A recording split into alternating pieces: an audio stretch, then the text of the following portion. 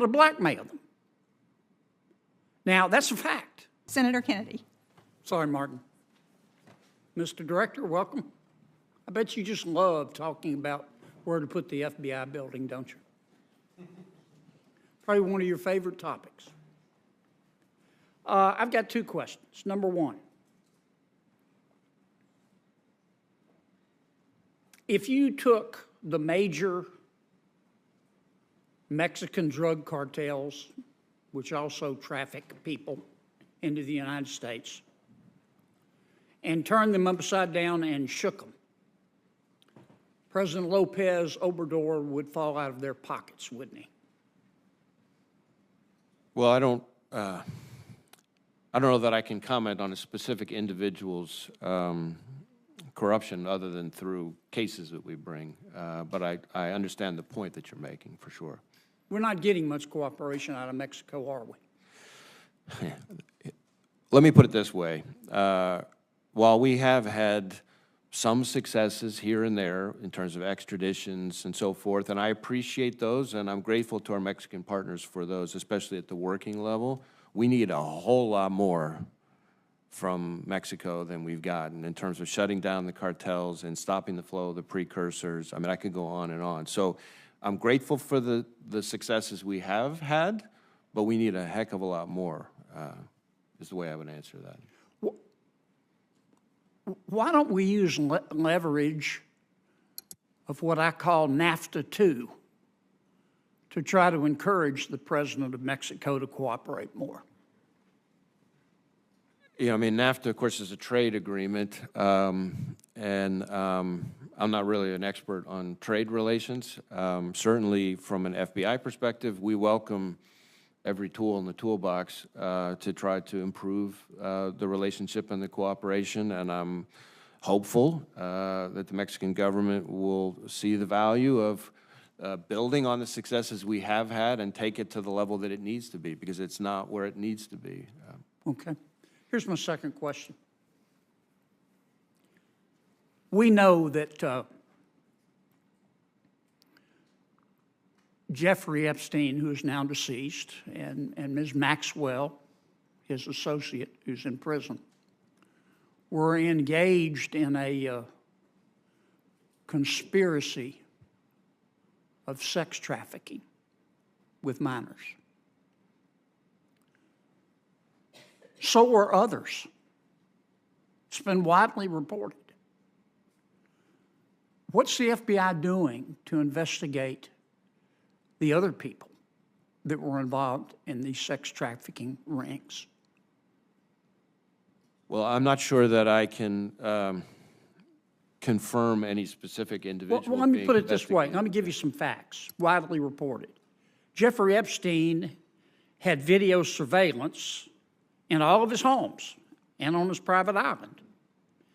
And there have been articles after articles from witnesses who have said he videotaped sex acts with prominent people because he was trying to incur, with young girls that he had procured to try to incur favor with those prominent people and potentially to be able to blackmail them. Now, that's a fact. And the FBI and other federal agencies have raided his houses. Do you have those tapes?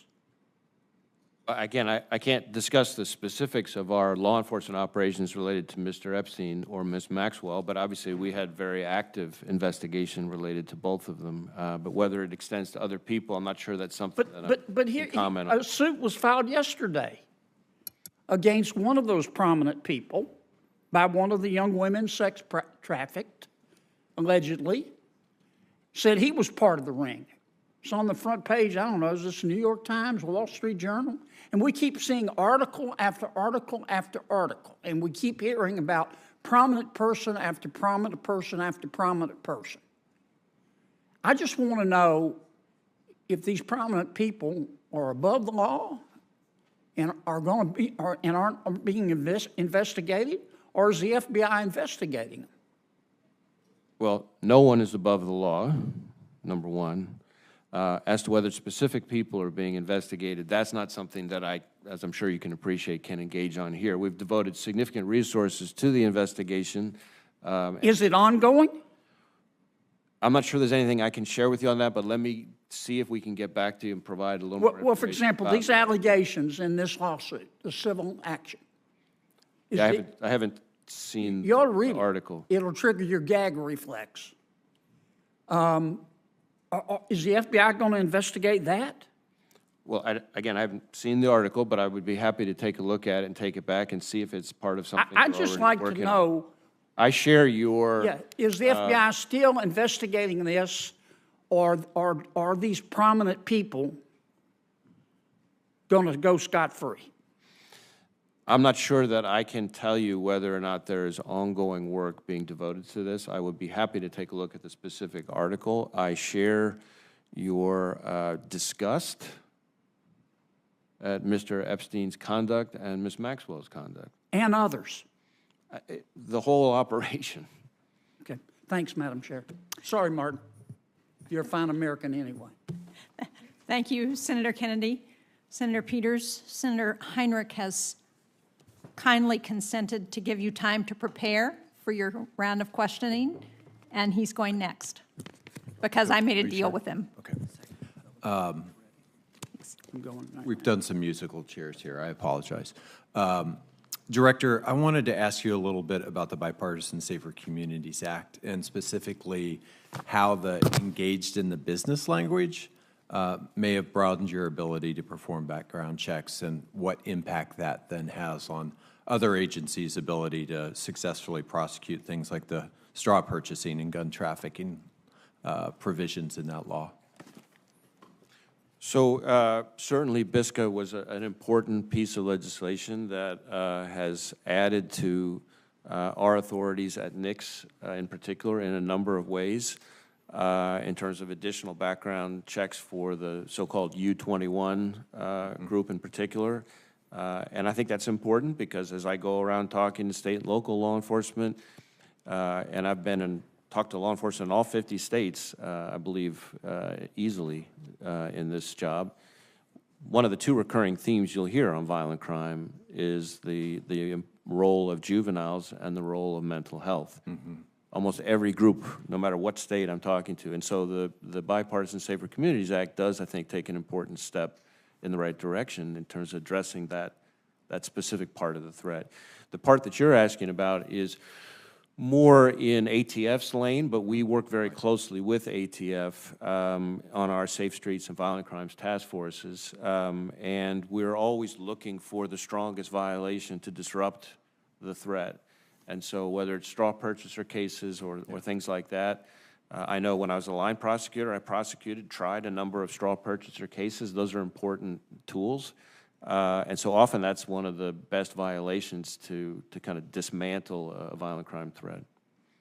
One of the other things that we haven't, I don't think, adequately addressed in the law yet, but which is skyrocketing, is these ghost guns or privately made firearms. Law enforcement has seen a 1,000% increase in recoveries between 2016 and 2021. In 2022, we had a ghost gun was used to shoot and kill a 16-year-old at West Mesa High School in Albuquerque. And I wish that were a completely isolated case. What is the FBI doing to recover and prevent assembly of ghost guns? And what tools, maybe even more importantly, do you need from the Congress to be able to get your hands around this challenge? So I would say ghost guns, as you say, represent a real challenge for law enforcement because the kits are cheap and widely available and undercut the ability to trace the firearm and in effect end up undermining the background investigation process. And unfortunately, we are seeing ghost guns more and more in violent crime and gang investigations. Now, as to authorities, you're really talking more ATF in terms of regulation or even legislation, but we do coordinate closely. Whenever we seize ghost guns as part of a takedown, we're obviously working closely with ATF on that. As to other things that Congress can do to help, at the risk of answering every question with the same answer, we need Congress to restore the progress that was made in 23 so that we can sustain our efforts against violent crime and sustain our work in terms of denials of firearms to the people who are legally prohibited from having them. Yeah, absolutely. On that note, and I suspect it will be a similar answer, we made some progress recently with the Fend-Off Fentanyl Act that was really designed to prevent fentanyl from getting inside the United States in the first place, but you have to deal with it once it's already here. You mentioned funding and the potential impact that the budget could have on your ability to disrupt that flow. Feel free to reiterate the importance of that and then also touch on other tools that you may need that to address the sort of crisis that we are seeing in communities all across this country. So we are finding most of the fentanyl that we seize at the FBI is fentanyl that's already here in the United States, and what we're finding is that something like 70% of it is coming up in violent gang takedowns. So that shows you kind of firsthand the nexus between the fentanyl problem and the violent crime problem and some of the most dangerous offenders. And it is not unusual for the FBI, for any given field office, to seize enough fentanyl in one takedown to have wiped out an entire state. God. And so if you start thinking about the impact of the cuts that we've been talking about in this hearing, that's fewer seizures. That's more pills on the market. That's more people dying. I mean, just put it as bluntly as that. And that's just looking at it that way. And of course, we also have all these investigations into cartel leadership. And again, the cuts impact that if we're going to be serious about going after the cartels. Among the other things that we're doing to try to tackle the fentanyl problem, we have an initiative called J-Code that aggressively targets darknet trafficking of fentanyl. We just last year had an operation called Spector that was the largest ever, I think, takedown of darknet trafficking marketplace of fentanyl and other dangerous, synthetic opioids. So that's an important part of our work. I know in your home state of Albuquerque, I just remember off the top of my head, was a great takedown that they did where they were seizing enough fentanyl to wipe out like an entire state, along with, again, back to the nexus with violence, along with hand grenades, ballistic vests, the whole 9 yards. So the fentanyl problem and the violent crime problem are inextricably linked, and of course the fentanyl problem is directly tied to the problems from the other side of the border. So not a great time to cut his budget. Certainly it's not. It's unfortunate we have another year of the Fiscal Responsibility Act. Senator Peters, thank you for your patience. Well, thank you, Madam Chair. Director Wray, good to see you again as always, and thank you for your service to our country. Director Wray, last year, as chairman of the Homeland Security and Government Affairs Committee, I released a report on the watch listing and screening processes at airports. The report raised concerns about the watch list, including who it is shared with, its implementation, its oversight, as well as the redress process. In particular, the report found insufficient transparency, lack of a holistic approach to screening, and no meaningful options to resolve concerns for Americans who believe that they were misidentified or subject to discrimination. Certain communities, such as Muslim, Arab, and South Asian Americans, report disparate screening during their travel and the breakdown in trust over the inability to redress the process. Certainly, I think you agree the administration, including the FBI, must effectively target our resources to protect our country from terrorism, first and foremost, but we also need to respect the rights of innocent Americans as well. So my question for you, sir, is I believe you're familiar with this report, and what steps have you taken to ensure that there's more transparency, especially to Congress, about the watch list and other data sets maintained by the Terrorist Screening Center as recommended in the report that my committee published? So certainly I agree, as you stated, that it's important that the database be used to protect our national security and at the same time respect of civil liberties, and no one is placed on the watch list solely because of race, ethnicity, national origin, religious affiliation, or any First Amendment protected activities. And there is a rigorous interagency process. There are continuous review and quality control measures. We're constantly taking advantage of new methods and technologies to strengthen those processes. And while the FBI and the TSC, as I know you know because of your other role, are not responsible for the actual travel screening, we do work diligently with the interagency to try to make sure we're maintaining a current and accurate watch list. Recently, the TSC put out a comprehensive document about the watch list process, which includes everything from the process for nominations, the use of the list, quality assurance measures, and to the heart of your question, the redress procedures. And so our hope is that that document strikes the balance of the two issues that you mentioned in terms of providing more transparency about all those processes so that people know how it works, know how they can challenge if they have something they want to challenge, while at the same time not compromising our national security. Ironically, some of the transparency around this process could itself infringe on people's privacy and civil liberty because of who it identifies in a way that maybe they wouldn't want being identified. Right. It is always a careful balance, but we have to continue to work. We've been working with your team. We hope we can continue to do that. And it's been a particular issue in Detroit Airport, for example, for reasons you and I have discussed many times. Director Wray, we have seen historic spikes in anti-Semitic, anti-Muslim, and anti-Arab American hate incidents, certainly driven by the war between Israel and Hamas.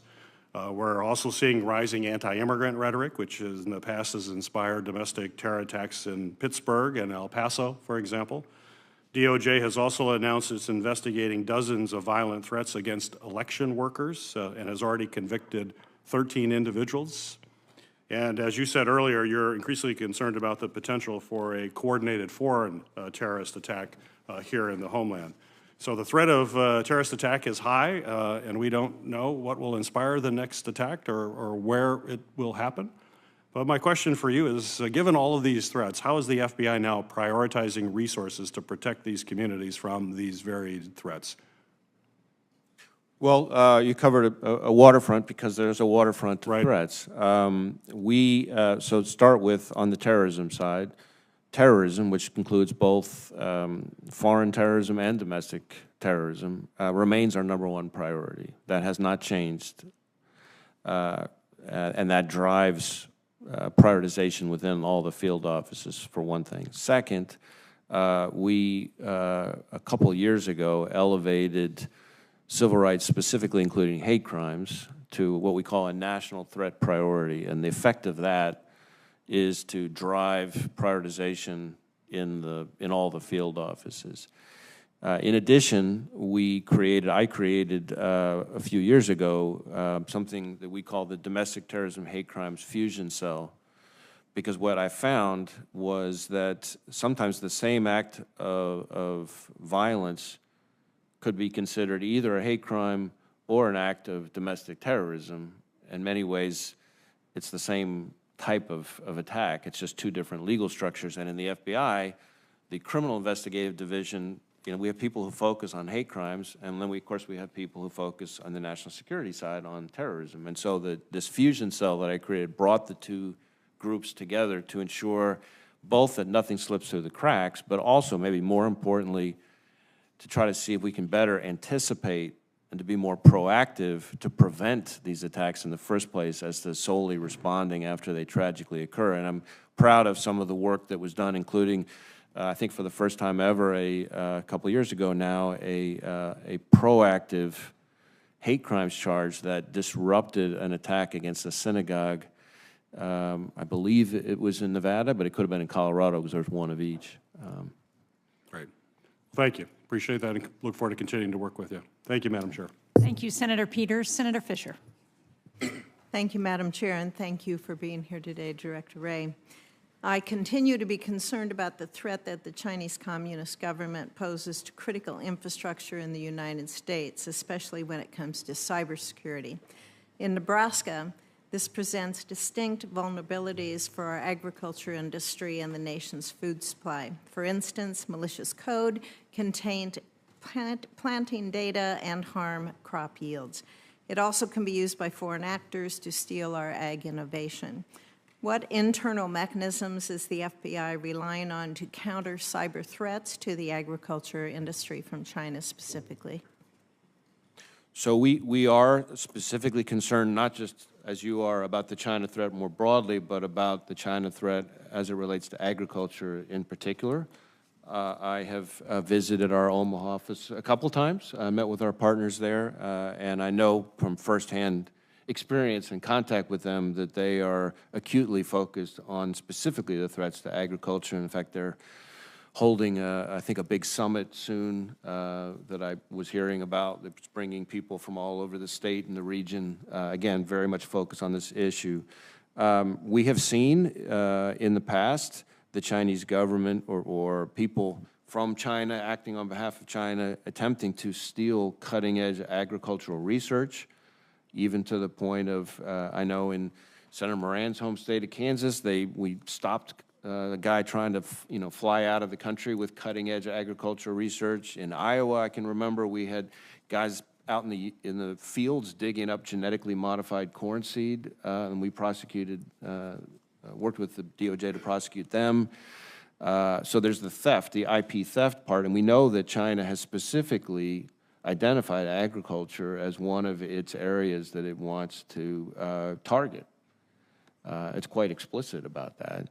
So that's a concern. You also brought up, I think, the critical infrastructure dimensions of this, and we have seen the Chinese government attempting to target multiple sectors, civilian sectors, to pre-position to potentially cause havoc at a time and place of their choosing. And so that's something that we're really trying to focus on. So, Can you tell us that in this setting, specifically what sectors and where that's happened, or should it be in a closed session? there's some sectors I could share publicly.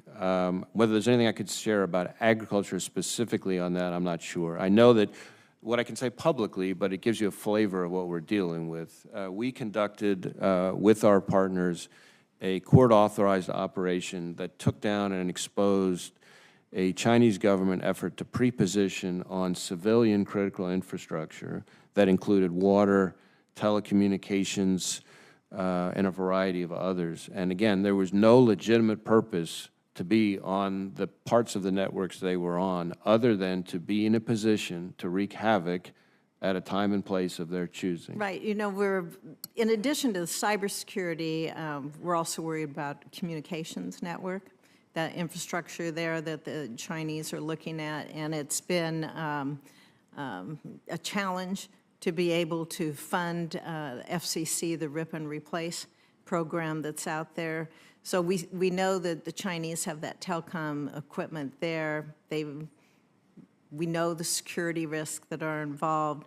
Are you able to share any updates today from the FBI's work to evaluate the Chinese network gear that's located especially next to U.S. military installations? Again, if you could do it here, or if it would need to be in a closed setting. Western Nebraska has assets. Yeah, that on the we're worried communications side and the whole rip and replace issue, that's probably something better reserved for another setting. What I can tell you is that we have a number of investigations underway that relate to allegations concerning buying up of land Another near concern. installations that would be of concern. And it's not that there's anything inherently unlawful about foreign purchase of land, but we get concerned when the purchaser may have ties back to a government that doesn't share our values, Is and that- it's positioned near some Right, critical and site. that's what we follow as well. Do you have enough availability? Is there enough transparency in these transactions to easily discover if there's a connection to the Chinese there? As I said earlier, we have concerns in western Nebraska about some of this. So it is a challenge. We are, on farmland in particular, we are working with USDA to try to look to some kind of mandatory reporting regime that might be helpful there. And so that's a relationship that continues to grow between the agencies.